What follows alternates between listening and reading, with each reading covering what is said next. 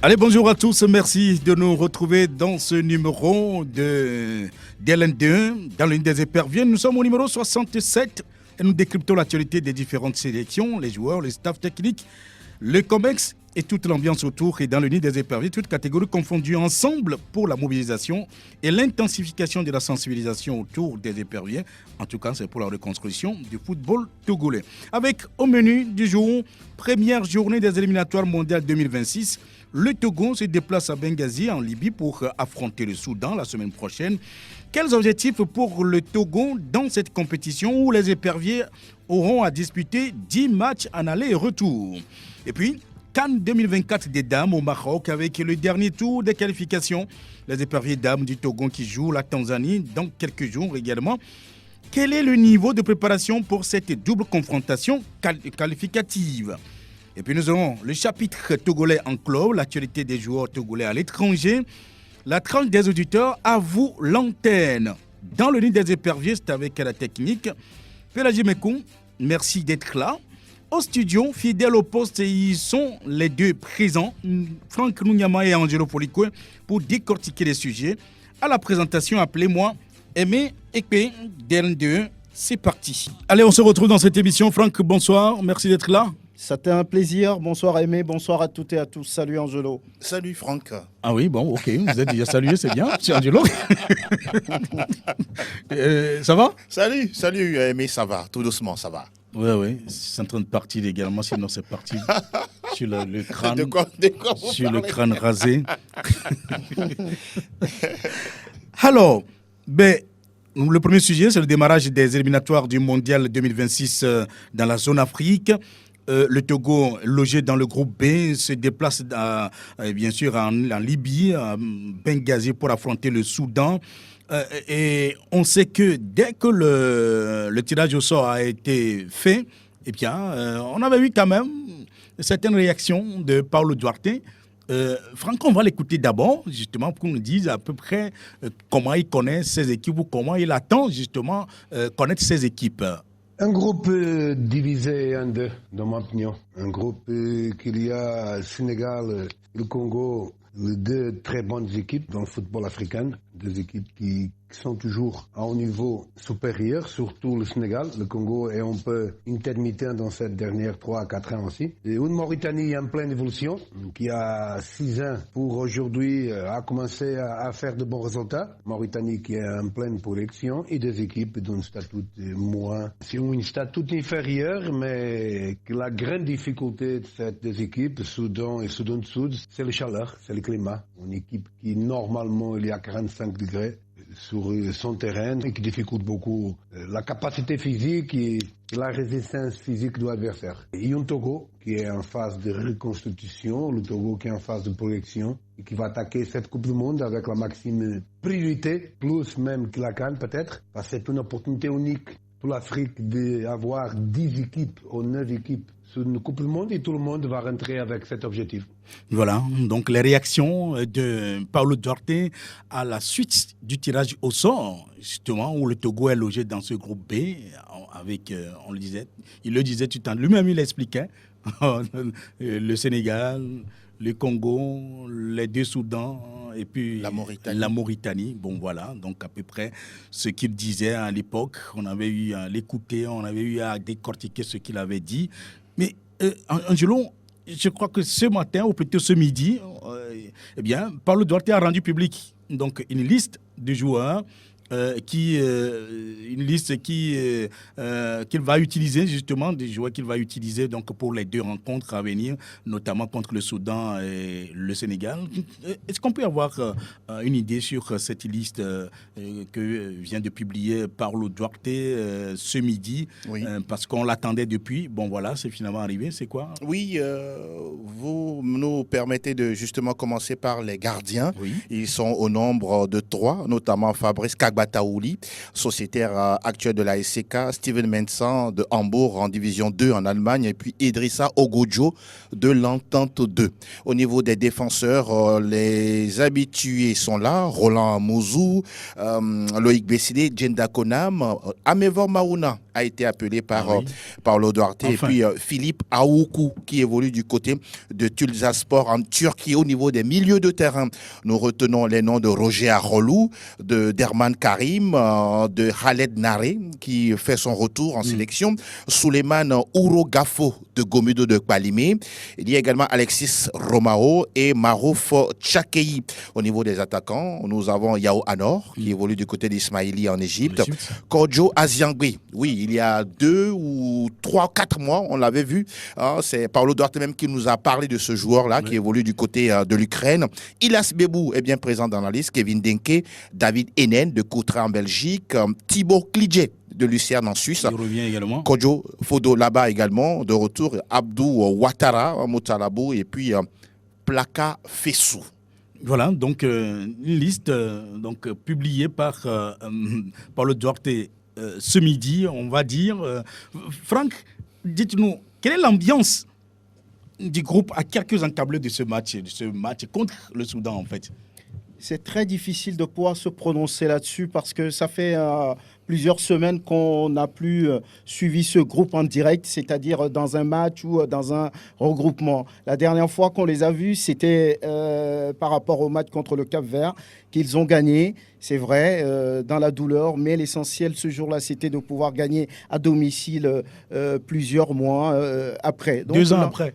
Voilà, donc c'est compliqué. C'était pas simplement plusieurs mois. Voilà, à entendre les joueurs, oui, ils se parlent, ils échangent par rapport aux échéances à venir parce qu'ils ont envie quand même de se racheter auprès de ce public qui a été longtemps désorienté, déboussolé par rapport aux performances de cette équipe. Donc, j'estime que oui, entre eux, ils se parlent parce qu'ils n'ont pas eu plus cette occasion depuis plusieurs semaines pour être ensemble. Et voilà, donc la compétition vient. Depuis le match de septembre. Voilà, la seule occasion pour pouvoir le faire, c'était la journée FIFA. Il n'y avait pas d'argent à ton d'octobre dernier. Voilà, donc c'est malheureux de pouvoir vivre les choses ainsi. Mais bon, on va voir un peu si l'ambiance elle est bonne ou pas. On le saura sur ce match contre le Soudan. Ah oui. Angelo, vous partagez l'avis de Franck par rapport à cela? Vous posez une question très pertinente. On sait comment l'équipe a eu à gagner face au Cap-Vert. On a vu l'image qui me reste en tête, c'est le tour du stade de Djenda Konam et de ses coéquipiers à l'endroit du public sportif, tel... Une délivrance, justement. Voilà, une délivrance de cette sélection qui n'avait plus gagné à la maison depuis belle lurette. 2 ans. Et là, et voilà, merci de le préciser. Oh, ça c'est important. 2 ans, ce n'est pas 2 jours ni 2 mois. Et on a vu comment le public était aussi en communion, du moins avec cette sélection. Pour revenir à l'ambiance, je ne suis pas sûr que c'est encore au même niveau. Ah oui. Avec d'abord le premier paramètre, la question des primes, on ne va pas encore revenir là-dessus, mais ça reste un élément important dont il faut parler.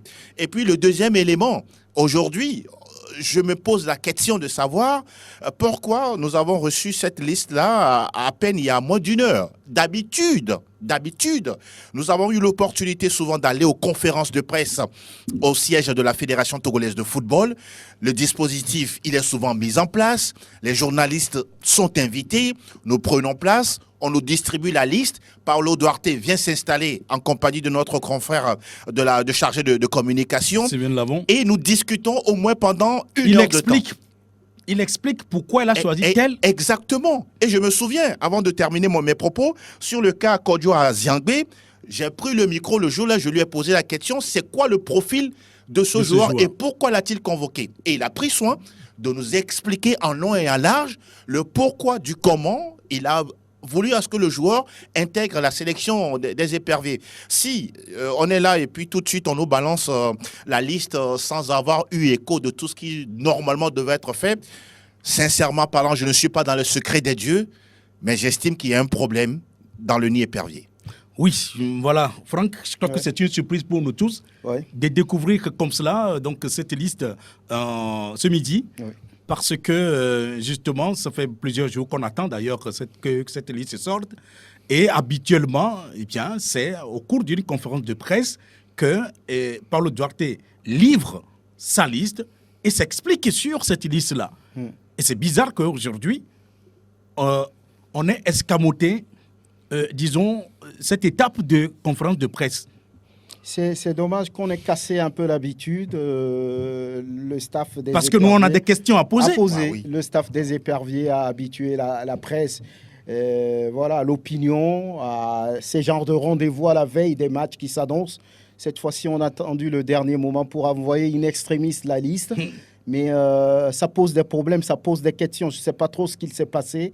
Voilà, pour que cette fois-ci, on ait pu, on va dire, dribbler cette façon de faire habituelle qui permet à la presse quand même de poser des questions et d'avoir des informations sur tel ou tel joueur, sur ce qui va être fait dans le match qui vient. Donc, je pense que c'est un peu déplorable. Maintenant, sur la liste, si vous permettez, moi, la seule satisfaction un tout petit peu, c'est un peu Oro Gafo Souleymane de Gomido. C'est un dépositaire, c'est un joueur explosif technique qui sait lire le jeu, qui, voilà, si Gomido aujourd'hui est en tête du championnat, c'est en partie grâce à ce joueur qui a tellement d'expérience et qui... C'est le patron du milieu de terrain. Voilà, qui crée le jeu, qui définit la façon de jouer des Showboys. Aujourd'hui, il fait partie de cette liste. C'est une satisfaction. En dehors de ça, je ne sais pas trop ce que vient chercher Yao Anor ici, dans un début d'éliminatoire où le Togo, où lui-même dit que ça va être sérieux,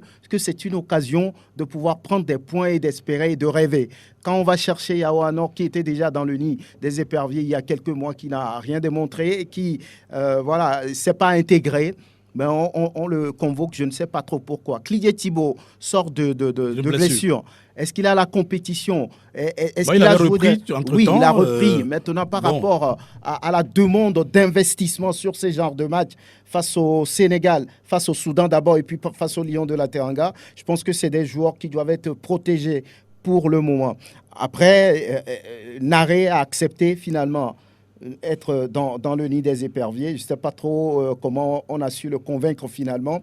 Et ce que je ne vois pas dans cette liste-là, c'est Ouro Agoro Ismaël, qui n'est pas dans la liste, qui d'ailleurs a joué il n'y a pas très longtemps et qui a marqué. Qui a encore fait un doublé. Voilà, et qui a été lui-même homme du match. Homme du match. Bon, je ne sais pas s'il a eu une blessure après, mais c'est quand même surprenant de ne pas le voir sur cette liste. Et on va chercher les Kodjo à Zangbe, les Yao Anor, Aziangbe, les Yao Anor. Je ne sais pas trop, hein, je peux me tromper, mais sur ça, pour moi, il s'est loupé, encore une fois. Ben, malheureusement, on ne l'a pas eu pour lui poser donc certaines questions. Peut-être qu'il devrait, ou il pourrait nous donner certains éléments de réponse. Mais c'est vrai que depuis quelques jours, nous essayons en vain, justement, de voir si on peut prendre contact avec Paulo Duarte. Mais il me semble que Paulo Duarte est en train d'éviter la presse. Depuis quelques temps. Et j'ai essayé d'approcher également la fédération, Franck, pour en savoir plus sur, disons, sa condition ou ses conditions. Est-ce que, administrativement, Paulo Duarte est assis, oui ou non? Je n'ai pas pu avoir de réponse exacte également du côté de la fédération par rapport à cela. C'est-à-dire que le nouveau contrat de Duarte n'est pas officialisé jusqu'à aujourd'hui. Et alors, on ne sait pas si c'est signé ou pas. Où se trouve, à quel niveau se trouve donc, disons, ce contrat-là. Mais il me semble que c'est à cause de ça que Paulo Duarte n'a pas voulu, j'allais dire, faire des déclarations à la presse. Non, mais bon, je ne sais pas où prendre cette situation, mais ce que je sais, c'est qu'il a bouclé les 2 ans en août dernier.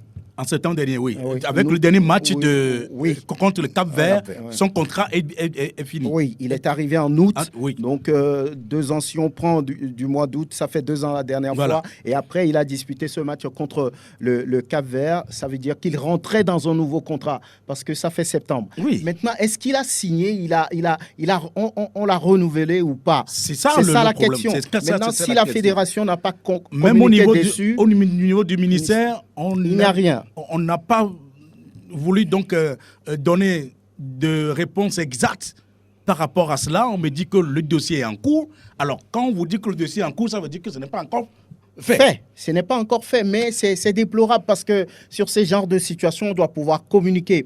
Où se trouve le sélectionneur? Où en est-il avec son contrat? Est-ce qu'il est libéré dans la tête? Est-ce qu'il va bien? Est-ce qu'il est? On n'a pas de réponse à toutes ces questions. Ce qui veut dire que oui, peut-être ça pourrait le déstabiliser un tout petit peu. Il va se poser des questions. Il va se demander à quelle sauce je vais finalement être mangé. Est-ce qu'on va me reconduire? Est-ce qu'on attend quelque chose pour le faire? Ou bien on veut voir quelque chose pour me dire on vous remercie. Donc, dans sa tête, ce n'est pas la stabilité. Et c'est très compliqué. Quand c'est comme ça, je pense que la meilleure des choses à faire, c'est de communiquer autour.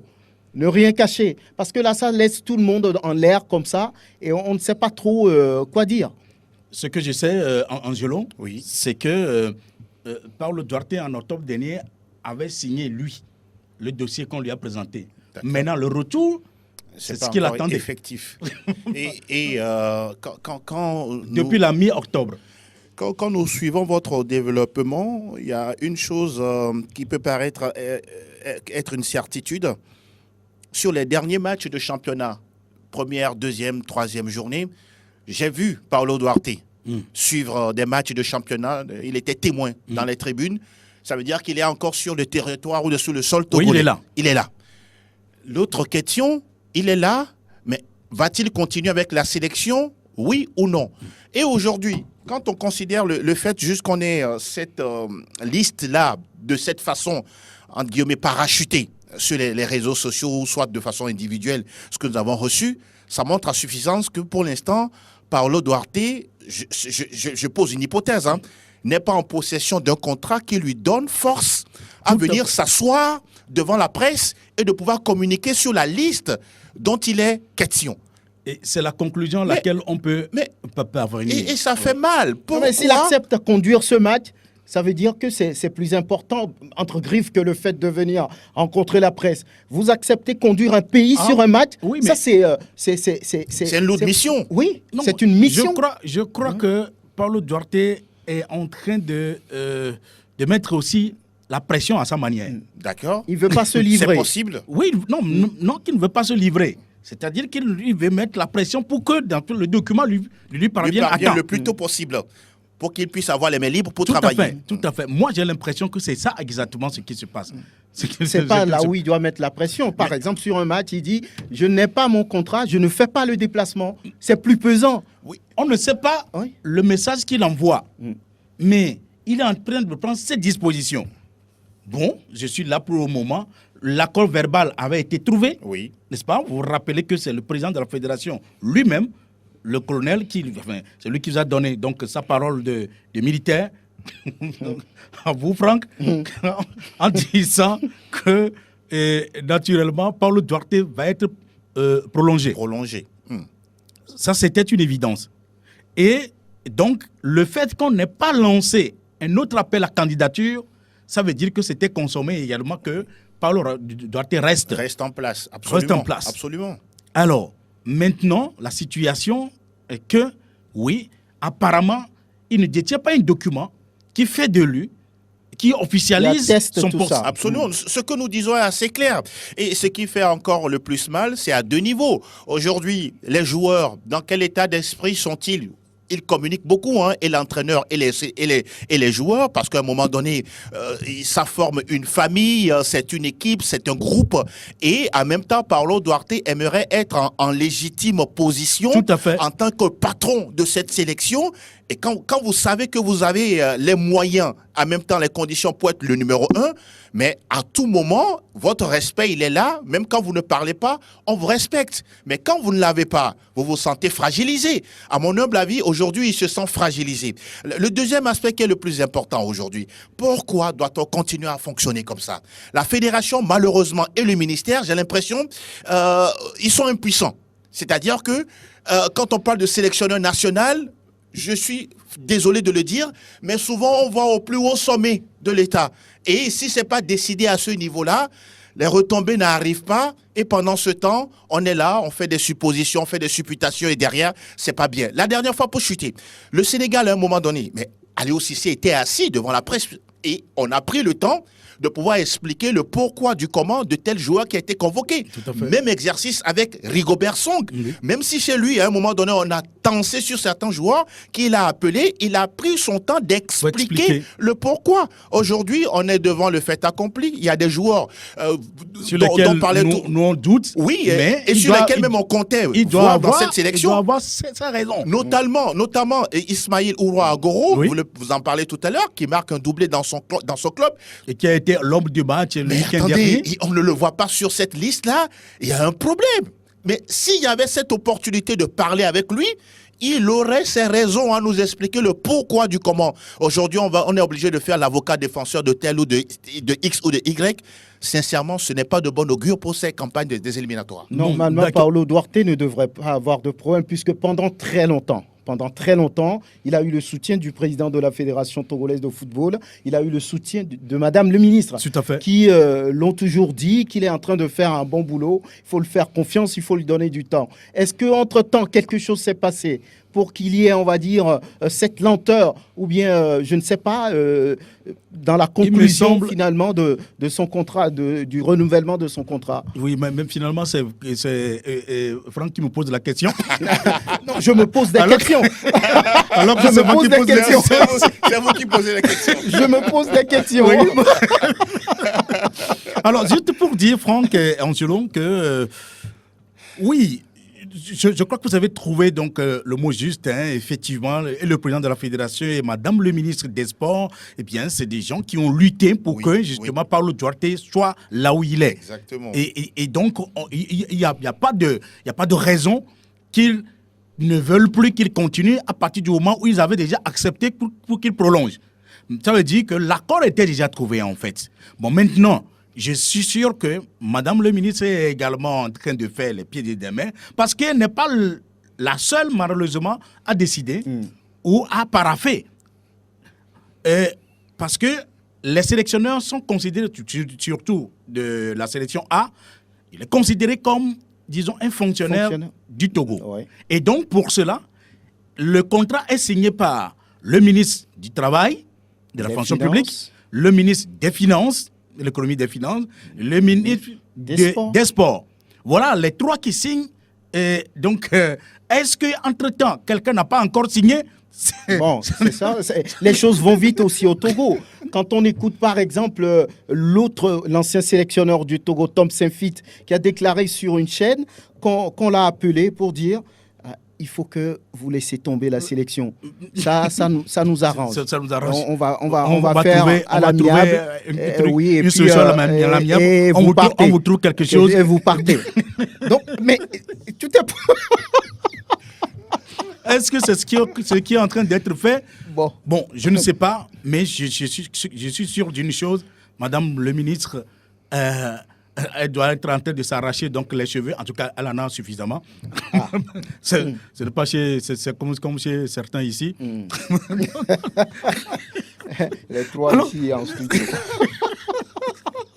Et donc, pour revenir quand même, dans tous les cas, c'est une question. Peut-être d'ici demain, d'ici ce soir ou jusqu'à lundi, ça peut être décanté. Et c'est pour ça que nous avons posé le problème, pour que ça tombe dans de bonnes oreilles, pour que les décisions idoines soient prises très rapidement.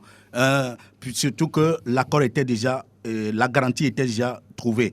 Alors le Soudan est un adversaire à prendre très au sérieux, même si le match se dispute à l'extérieur, compte tenu donc de la situation sécuritaire qui prévaut dans le pays. Alors surtout que ces derniers temps, Franck, le Soudan retrouve son football d'antan et il faut quand même le rappeler. Le Soudan qui était donc à la dernière CAN. Oui, ils étaient à la dernière le CAN. Soudan qui a été déjà détenteur également de la CAN. Ouais. Je crois que c'est la première édition, Exactement. en 57. En 1957. 1957, même si ça remonte à très longtemps, Ça remonte. mais le palmarès existe. Alors, qu'est-ce qu'on en dit donc de cette équipe soudanaise qui est déjà à Benghazi en train donc de s'entraîner? Cette équipe ou bien cette sélection entraînée par Kossi Apia, Kossi Apia, le Ghanéen. C'est une sélection qui prend les choses très au sérieux, surtout qu'elle est entraînée par un ancien Ghanéen. C'est quelqu'un qui connaît bien le football togolais. Entre le Ghana et le Togo, l'histoire, vous la connaissez. Donc, c'est souvent compliqué quand ces deux pays se rencontrent. Ça ne va pas être le cas, mais le Soudan a comme sélectionneur un Ghanéen. Ça veut dire tout ce que ça veut dire. Et oui, les crocodiles du Nil ou bien les faucons de Gédiane qui étaient à la dernière CAN, ouais, le Togo n'y était pas. Ça veut dire que là, déjà, cette équipe ou bien cette sélection a une avance au niveau mental, psychologique sur la sélection togolaise. C'est une sélection qui pratique un football direct total, qui a de l'énergie à revendre. Ils sont vraiment déterminés chaque fois qu'ils jouent. Donc voilà, cette situation de guerre dans leur pays les transcendent dès qu'il y a un match qu'ils doivent jouer. Donc attention aux éperviers. Oui. Angelo, par rapport à cela? Alors, c'est une sélection à forte consonance locale. Oui. Oui, ça, c'est rien à dire là-dessus. Il n'y a pas beaucoup de Soudanais à Oui, l'extérieur. c'est vrai que leur championnat peut-être que 2 ou 3 clubs, hein, Almerer ou encore Almérie, avait joué. Exactement. Oui. Voilà des. Apollo de ça était également entraîneur là-bas. Là-bas, Oui, voilà, Adjoint. y compris également le club d'Al Hilal. Voilà les 3 clubs, sinon le trio de tête de clubs qui essaie de pousser le championnat vers le haut. La particularité de cette équipe, c'est qu'elle est athlétique et surtout grande de taille. C'est à ce niveau-là que depuis qu'on a annoncé le match contre le Togo, je me dis l'un des défis va se situer à ce niveau. Sur les duels aériens, les coups de pied arrêtés, les situations standards, comme on le dit dans notre jargon. Et comment est-ce que Paulo Duarte va trouver une solution par rapport à ça? Oui, on peut jouer contre des sélections qui ont des joueurs de taille haute en posant le ballon sur le sol. Ce qui est réel, ça reste un adversaire à ne pas du tout sous-estimer. Aujourd'hui, on a souvent peut-être la petite mauvaise habitude de parler des noms ou bien de se situer sur les noms des sélections, on dit Soudan du Sud, Cap-Vert, ou je ne sais quoi, Gambie. On se dit non, ils n'ont pas d'histoire, ces pays-là. Mais attention, aujourd'hui, les gens en interne commencent à travailler. Et attention, notre pays, le Togo, doit se méfier de cette sélection soudanaise. Voilà, donc ce qu'on pourra dire à propos, mais avant d'écouter donc Paulo Duarte sur le manque de victoire des éperviers, voilà, c'est un des problèmes que nous avons. Et encore qu'on va rencontrer une équipe athlétique, qu'est-ce qu'il en pense? Je suis fatigué de très bien jouer et de ne pas gagner. Gagner, c'est fondamental pour préparer l'avenir, pour débloquer le psychologique et la tête du joueur. Pour moi, nous sommes clairs la meilleure équipe qui joue meilleur football dans cette groupe. Malheureusement, on rate plus que les autres et on fait plus d'héros sur le bout que les autres. Donner au public tout ce qu'il mérite, c'est voir son équipe, son pays à gagner. Priorité numéro 1, on doit gagner, on veut gagner. Beno, il va représenter beaucoup pour l'avenir. On a raté cette canne parce qu'on a gagné 3 matchs extérieurs, on n'a pas gagné un seul match à domicile. Voilà, sur le manque de victoire de Paulo Duarte, et qui dit être fatigué. Bon, s'il est fatigué, nous on fait quoi? Oui, c'est une façon d'exprimer sa tristesse. La dernière fois, même après le match contre les Requins Bleus de Cap-Vert, il était pratiquement au bord des larmes. Il était tellement ému qu'à la conférence de presse, il a pris quand même, on va dire, au moins 10 minutes pour... vraiment, pour revenir à lui-même. Revenir pour à réaliser lui-même, qu'il vient de réaliser un exploit. Voilà, gagner à domicile, c'était important pour lui. Donc, c'est une façon un peu de s'extérioriser et de dire ce qu'il ressent par rapport à une telle situation. Au-delà de ça, est-ce qu'il a les meilleures combinaisons? Est-ce qu'il a les joueurs qui peuvent marquer à tout moment? Est-ce qu'il a une sélection, un effectif qui produit du jeu comme il le dit? Puisque selon lui-même, il reste la sélection dans ce groupe du Burkina, du Cap-Vert et puis de l'Eswatini. Mauritanie. Oui, il reste quand même la sélection qui a pu produire du jeu. Je parle du groupe de la CAN. De la CAN. Voilà. Oui, il dit qu'elle a été la meilleure équipe. Voilà, à massacrer l'adversaire. Mais à l'adversaire l'arrivée, il sans ne gagner. gagne pas.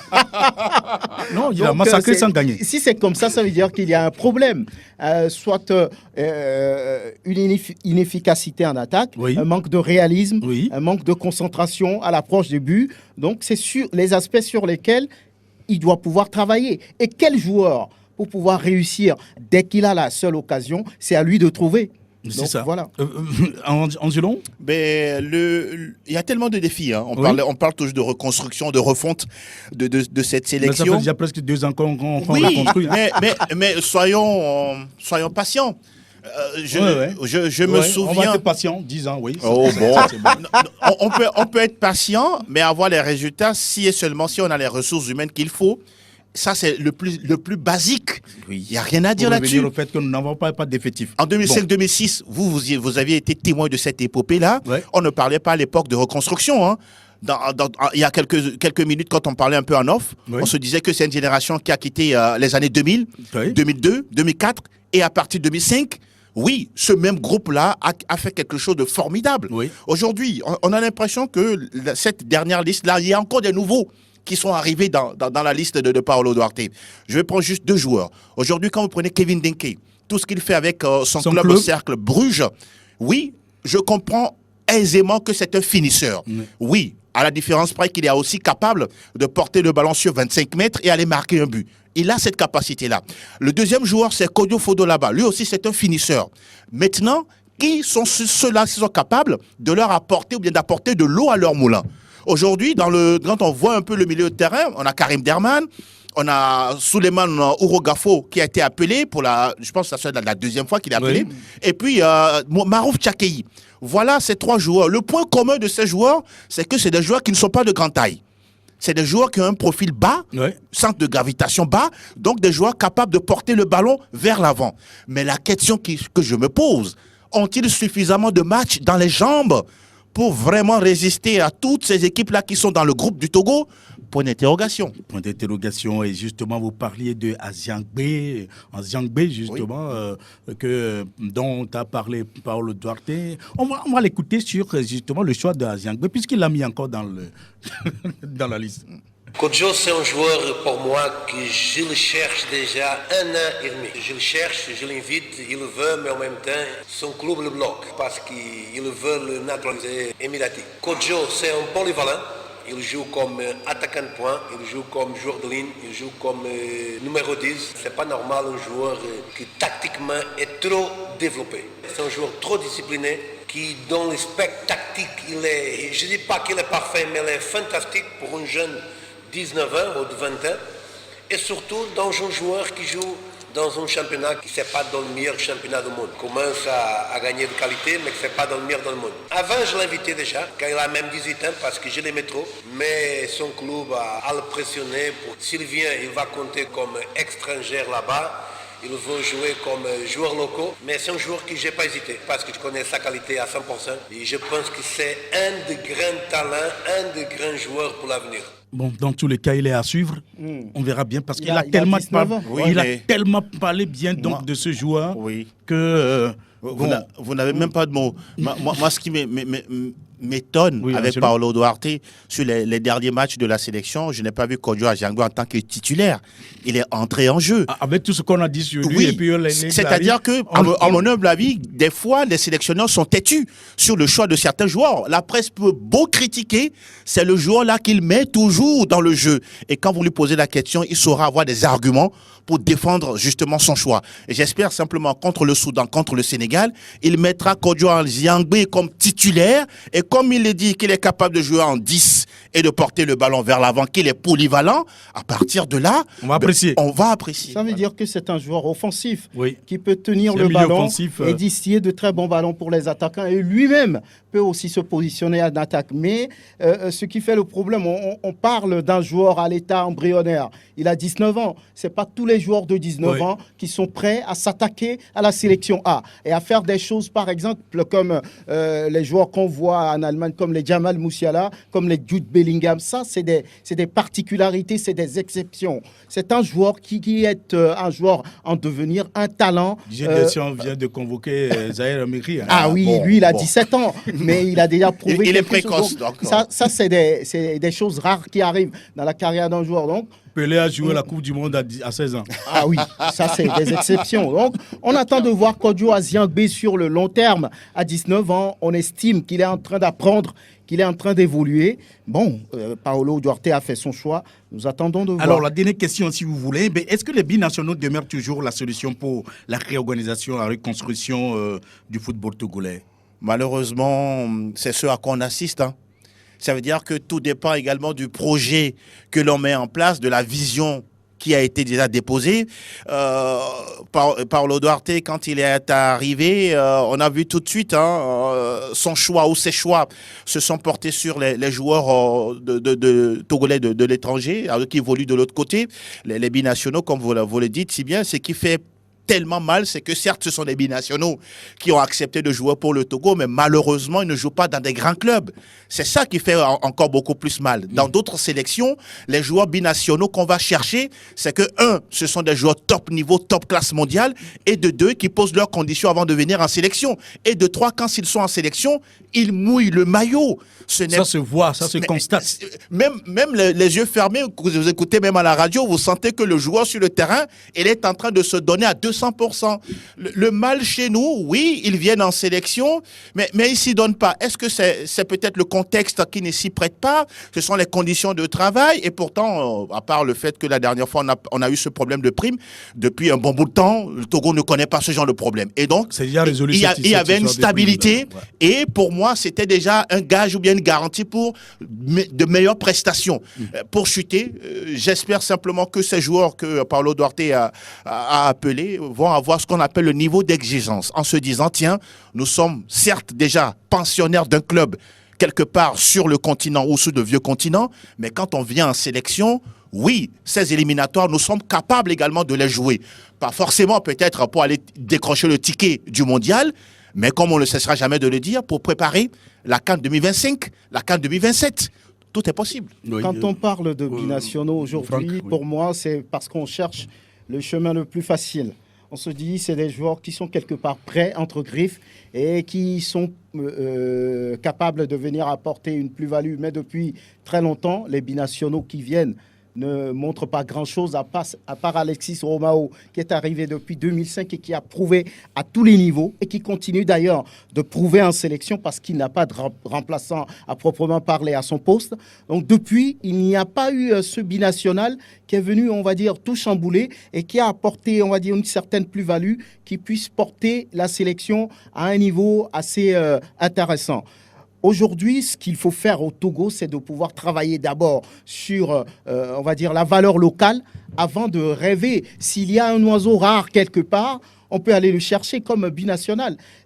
Malheureusement, les binationaux qu'on amène ici, ce pas des joueurs de premier plan. C'est des joueurs de seconde zone entre griffes. Donc, ils n'arrivent pas à porter cette équipe.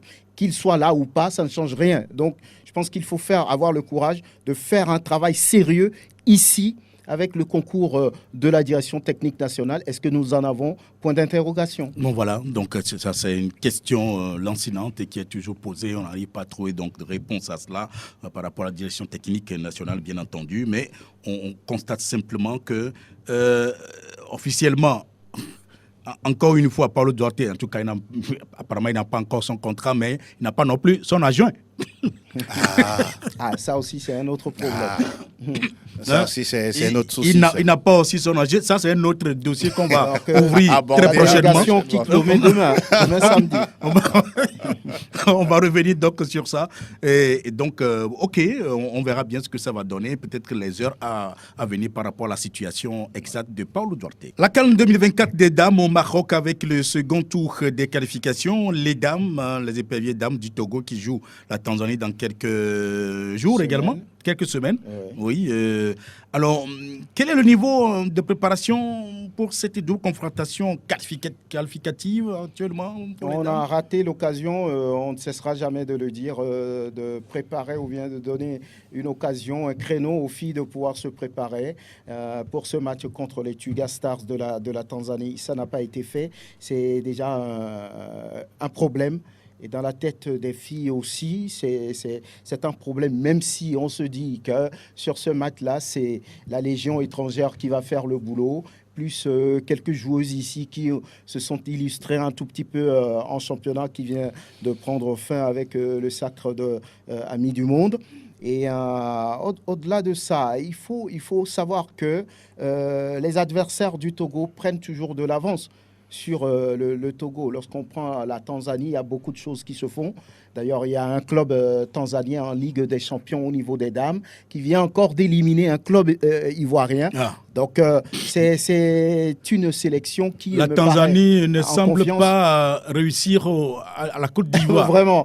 Donc, c'est une équipe qui visiblement semble en confiance. En attendant ce match contre le Togo, c'est vrai que oui, quand on veut parler de vécu, les deux sélections sont à peu près au même niveau. Mais sur l'actualité, je pense qu'il y a une petite avance pour les Tanzaniennes par rapport aux Togolaises. Oui, Angelo, la force d'une sélection nationale, c'est souvent la résultante. Hein. Sinon, la somme de ces joueuses-là, prises un peu partout dans les clubs, sauf qu'à notre niveau, c'est délicat.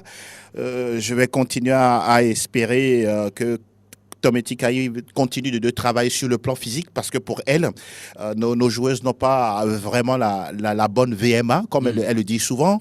Et à ce niveau-là, ça reste un sacré défi pour elle. Au même moment, croiser les doigts pour que nos internationales également continuent, soient en forme parce que à tout moment, on sait très bien qu'elles sont en compétition. Elles peuvent être blessées. Et ça risque d'être un handicap assez sérieux.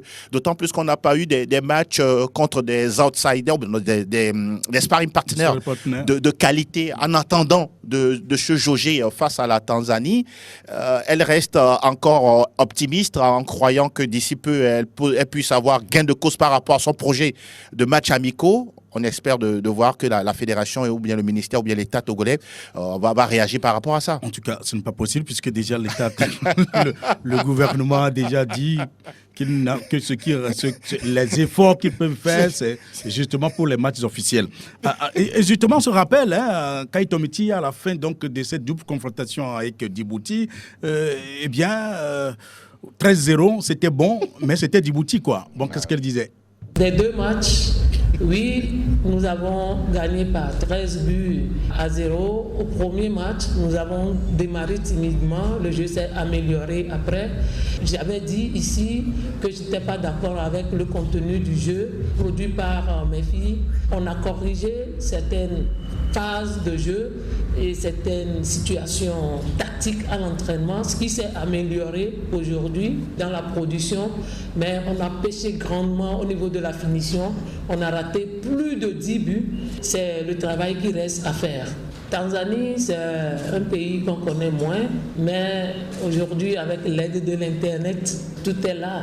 On a commencé par regarder certains matchs de CECAFA de la Tanzanie. Donc, on sait déjà que c'est des pays athlétiques qui ont des qualités d'endurance. C'est le moment de mettre en place mon projet de jeu, la stratégie pour les contourner. Oui, mais justement, concernant la Tanzanie, pour ce match contre la Tanzanie, puisqu'il y aura une double confrontation, qu'est-ce qu'elle en dit précisément? C'est un pays que j'attendais moins, mais je ne suis pas surprise par leur qualification. Vu le match aller, je sais qu'elles ont de la matière, mais le Togo a aussi beaucoup d'expérience pour pouvoir damer le pignon à la Tanzanie. Le travail va continuer. Sur les situations standards, je pense que tout dépend des contextes. Avec nous, on ne peut pas leur concéder ces situations-là. Tout dépendra du jeu. Mais je pense qu'il y a une journée FIFA en octobre. Et c'est l'occasion de faire un match amical d'un pays proche de la Tanzanie ou d'un pays qui a le même jeu avec la Tanzanie pour se préparer pour le mois de novembre. En tout cas, c'est déjà passé. Donc, Dans cette période FIFA, cette fenêtre FIFA d'octobre, n'a pas eu donc de match. La Tanzanie est devenue progressivement une équipe solide, bien bâtie et bien équilibrée de par son organisation, de par le développement de son football. Alors, Angelo, où peut se situer la clé de cette double confrontation? Tout dépend souvent des préparatifs, tout ce qu'on met en amont. Tout ce qu'on met en amont, aujourd'hui, on a l'impression qu'on a du retard à l'allumage. Et quand c'est comme ça, oui, on pourra peut-être compter sur le patriotisme, cette forte volonté de récidiver pour avoir encore une deuxième qualification de suite pour cette CAN qui se déroulera encore au Maroc. Et peut-être aux filles, Wedikou, Gastalia, Nathalie Badaté, Amiran Djabara, à toutes elles, d'avoir non seulement le discours pour elles, pour leur propre motivation, histoire encore de, pourquoi pas, progresser un peu plus dans leur carrière. Mais aussi, ce sont des filles, c'est une équipe, en discutant avec les locales, elles peuvent également trouver les mots qu'il faut pour leur faire passer le message. En face, c'est vrai que c'est la Tanzanie. Oui, on fait tout pour que les choses se passent mieux pour les Twiga Stars. Mais ça reste une compétition. Si elle y croit, si on met les moyens qu'il faut, les conditions qu'il faut, le Togo est capable d'un exploit. Franck, oui, pour vous, la clé de cette confrontation? Tometika a sorti 2 mots. Oui. Elle a dit que c'est une équipe athlétique. Oui. C'est une équipe qui a de l'endurance. Ça va se jouer à ce niveau. Sur le premier match, si le Togo a réussi quand même à contraindre l'adversaire à déjouer, Ben, c'était à Djibouti. Bon, c'est la Tanzanie qui arrive. Si elles réussissent à déjouer, à obliger l'adversaire à déjouer chez elle, avant un retour ici, ça pourrait jouer. Donc, je pense que ça va se jouer sur les détails, sur le côté physique et athlétique, parce que là, ça va vite. C'est une équipe qui joue souvent en altitude et qui a pas de problème de, j'allais dire, de respiration, de récupération. Et de récupération. Et puis, voilà, des conditions physiques assez importantes. Donc, ça va se jouer à ce niveau-là. Mais sur le plan expérience, je pense que Wedikou, ma fille et ses coéquipières ont aussi des choses à faire revendre. Oui, c'est pour ça que Kai Tomti, en tout cas, elle a beaucoup plus confiance à cette légion étrangère. Bien sûr.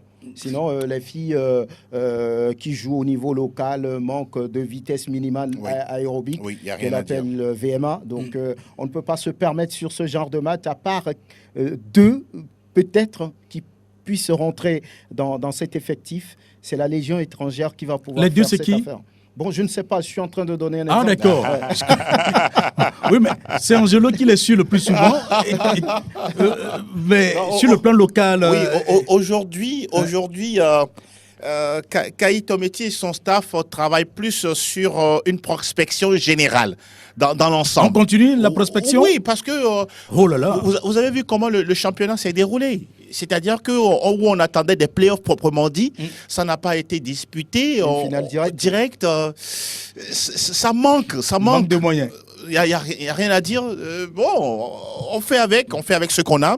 Et oui, je vais rejoindre Franck là-dessus. 2, peut-être 3, peut-être 5. Voilà, en plus des internationales que nous avons, histoire de trouver une cohésion et de leur permettre un tant soit peu de résister face aux Tanzaniennes. C'est tout le mal qu'on souhaite donc à cette équipe, à ce groupe de Kai Tometi qui constitue donc la sélection togolaise. On espère qu'on passera le cap de la Tanzanie pour se retrouver donc pour la seconde fois consécutive. Ce serait également historique comme la première justement. Voilà, ce serait encore une fois en terre marocaine. Le chapitre togolais en club, l'actualité des Togolais, justement des joueurs togolais à l'étranger, on retrouve, vous, Angelo? Oui, on va parler de certains joueurs qui ont été appelés en sélection par Paulo Duarte, notamment Marouf Tchakei, qui évolue avec le Singida Big Stars au niveau de la Tanzanie, avec Tchakei qui a marqué le 2e but de son équipe qui s'est imposé 3-1 en championnat.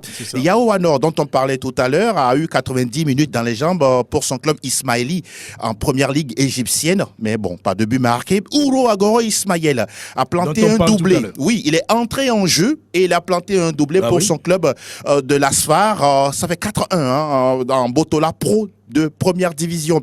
Roger Arolou, il est en forme avec son Raja. Ils ont gagné un championnat 2-0 face au FUS Rabat, 90 minutes pleines. Emmanuel Pataille et Adi Adrissou sont des anciens pensionnaires du Dynamique togolais, aujourd'hui qui évoluent du côté du Maroc, mais en division 2. Pourquoi pas, s'ils bossent bien, ils peuvent un jour revenir à être en sélection. Franck Mawena, oui, lui, il a disputé 60 minutes avec son club de Bendel Insurance en Nigeria Première Ligue, et puis terminé avec Laba Koyofodo, qui a planté un doublé en Ligue des champions asiatiques. Il est entré également en jeu, il a planté un doublé. Son club est qualifié pour les 16e de finale de la compétition. Conséquence aussi. 8e de finale. 8e de finale, voilà. C'est ça. Il est en même temps aussi appelé par Paulo Duarte pour les prochaines fenêtres du mondial. Oui, et puis on a oublié justement de parler également de Agboso Clouset. Ah, tiens. Et de Franco Achou. Franco Achou, oui. Ils jouent donc dans le même club en Irak. Et qui ont éliminé justement Exactement. le club de Benzema. Oui. Karim Benzema et de N'Golo Kanté. Oui, mais justement avec Agboso Clouset, lui qui était donc blessé. Il était blessé, mais Franco Achou avait tenu le milieu du terrain. Ils ont gagné donc 3-2. Oui. Ils sont également qualifiés presque pour les 8e de finale Ça, c'est intéressant. la Ligue asiatique de football. Je crois que c'est des choses à apprendre et apprendre. N'est-ce pas, Franck? Ah, mais c'est ça. Ça doit leur faire du bien. Exactement. Et c'est ça qui nous amène, hein, justement, on a encore quelques minutes, oui, pour avoir les auditeurs dans leur tranche. À vous l'antenne, 92 03 60 31, 97 24 26 26, le premier auditeur en ligne. Bonjour. Bonjour, c'est Rachid. Oui, c'est Rachid, comme d'habitude, le premier à appeler. Comment ça va? Oui, ça va très bien. Salut tout le plateau. Salut Rachid. Oui. Alors, on dit quoi? C'est les joueurs qu'on a, hein, parce qu'on ne peut pas aller prendre les Cristiano, les Neymar pour venir toffer notre sélection. On avait failli appeler Zidane, hein? Ah non, à cette époque, notre chef de l'État, bon, comme il attendait Zidane, c'est pour ça qu'il a dit. Allons-y, mon frère. Oui, ce que moi je vais dire, le temps est déjà arrivé. Il faut que par le daté, ces joueurs doivent se concentrer, doivent se fixer des équipes. S'ils veulent se qualifier, ils peuvent se qualifier. À moins qu'eux-mêmes ne veulent pas cette qualification. Et ils vont encore rester à la maison. Ils s'ouvrent.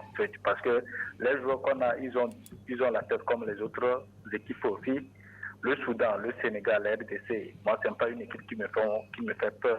Mais ça nous maintenant de s'organiser, de savoir ce qu'on est en train de chercher. S'il n'y a pas ça, on ne peut pas se qualifier. Très bien. On a une occasion tout pour pouvoir le prolonger. Il ne faut pas qu'on dise qu'on est en attente jusqu'à ce dernier va lâcher l'équipe. Parce qu'aujourd'hui, oui, merci beaucoup. C'est vrai qu'aujourd'hui, psychologiquement, ils ne semblent pas être en place. Oui. Auditeur, bonjour.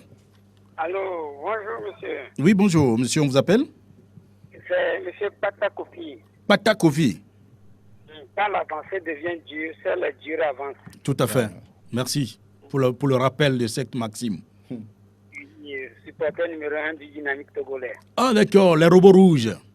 Oui, les robots. Ça ne semble pas aller, hein, mais ça va aller. Ça va aller. Voilà. Ce n'est pas une vitesse, c'est un marathon. Tout à fait. Quand c'est l'équipe nationale, là, oui. le problème, c'est que la fédération en place n'a pas la volonté d'avancer. Ah bon? On dit c'est sur l'ancienne corde qu'on tisse la nouvelle. Et pour la première fois, on est qualifié pour la Coupe du Monde. Est-ce que la fédération en place a fait un pas vers ceux qui nous ont fait qualifier? Il y a le colonel Rap qui est présent actuellement, il y a Gassa, il y a Chi, ils ont fait un pas vers eux. Ici, on a la volonté. Agassa avait fait pendant un bon moment, presque 5 années, hein, le staff technique. Hein? Oui, est-ce qu'ils l'ont laissé, ils l'ont considéré? Bon. Vous savez, moi, je suis un conducteur de moto. Hein. Si on vous amène sur une moto, vous ne pouvez pas conduire plus que moi. Mais si on m'amène devant les micros, je ne peux pas faire les commentaires plus que vous. Qu'est-ce que vous en savez? Moi, je sais conduire la moto. Hein. Je suis un expert. Allons-y, mon ami Pato. C'est juste pour amuser la galerie. Matière, ouais. si on veut vraiment avancer, on sent vraiment qu'on a une importance pour notre équipe nationale. On doit faire un pas vers ceux qui ont... ils ont fait des promesses ailleurs, on est qualifié. Même si c'est à l'église, là, il faut une reconnaissance pour le Seigneur. Il nous a demandé une messe pour...